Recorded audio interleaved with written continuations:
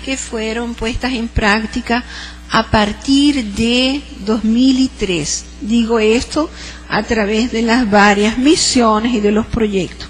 Entonces, se llega a la conclusión por ese tipo de análisis que el gobierno está poniendo en prácticas políticas públicas demagógicas clientelistas y tenemos una sociedad civil que es víctima o es masa de maniobra de ese gobierno. Desde esa perspectiva, esa sociedad civil no es autónoma. Desde esa perspectiva, esa lectura de un pensamiento liberal y de ese grupo de intelectuales, aquí está siempre siendo colocado un juicio moral, una opinión política propia que aparece singularmente también dentro de los discursos de la media de Venezuela y de los opositores. He acompañado y en otros tiempos, cada vez que voy a Venezuela, tengo el registro de una serie de periódicos y es fácil encontrar esa sociedad mediática presentada por esa media, descualificándolo como actores políticos. En resumen, esos movimientos no producen una acción política por incapacidad. Ellos no son dignos de ser tomados en los resultados electorales. De esa forma, si ellos votaron pelo referéndum por la elección presidencial o votaron de otra forma durante ahora el último referéndum, esto es descualificado. Considero que tenemos aquí una pregunta. Hay en la sociedad venezolana una ampliación de su formación política. Yo considero que sí, como una buena parte de los que pueden dialogar con la sociedad venezolana. Es un debate amplio sobre una constitución, un debate político que impregna la vida social. Hay una participación democrática con modalidades de gestión pública. Esto de alguna forma consolida una forma institucional de esa democracia.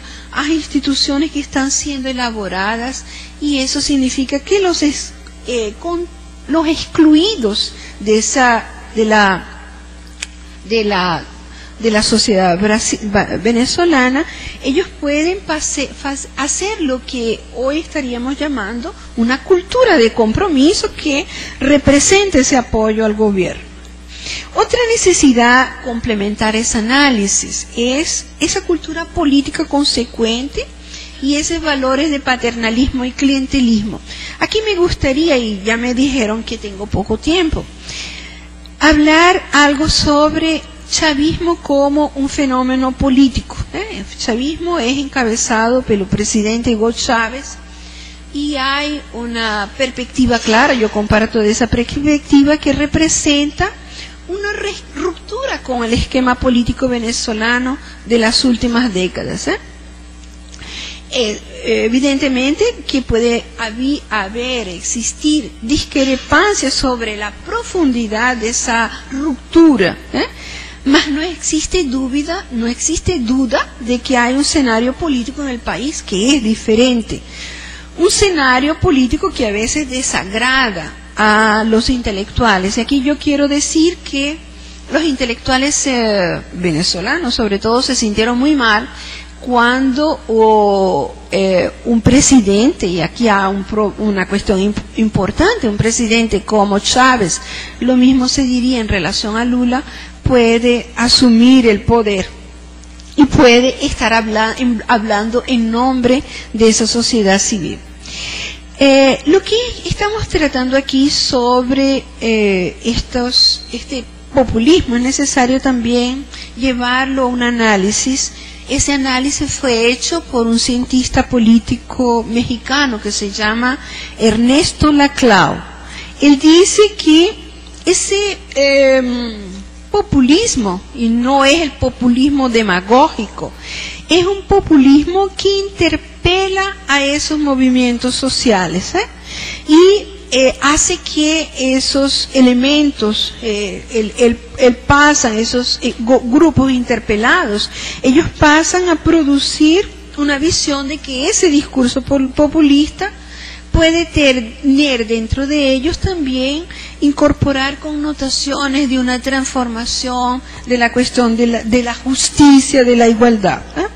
Entonces eso permite, de hecho, como hasta ahora se ha visto una conquista de adhesión popular. Un populista auténtico encabeza un movimiento, agrega voluntades, más aquí también nos podemos, y aquí yo me permito decir, es necesariamente ese líder, un líder radical, revolucionario. Él es revolucionario si él pasa a elaborar y a cabezar y a cumplir ese proceso revolucionario, y probablemente no estamos en la mitad de un camino. A veces maniqueístamente, y esto es un poco la tónica de los intelectuales y de la oposición en Venezuela, se torna maniqueísta, es revolucionario, no es revolucionario, y no tenemos respuestas a nivel académico, a nivel intelectual, sobre lo que representa eso. De la misma forma, pairan otra duda sobre ese gobierno. Al final, él tiene una extracción militar, y esto también, el autoritarismo y el militarismo en relación al gobierno venezolano es muy fuerte. Más ese populismo es mencionado particularmente por esos grupos intelectuales como particularmente tosco. Esa sensibilidad de los intelectuales hace también que por la contemporaneidad o la aproximación con los regímenes militares, y también por el propio miedo de los militarismos, ya terminé, se tenga en relación al gobierno de Venezuela una objeción en relación a sus propuestas. Yo quiero terminar aquí, y tal vez me permitiría después hablar un poco sobre esa cuestión, que tanto la sociedad civil en Venezuela como el gobierno, ellos pasan por un proceso de transformación.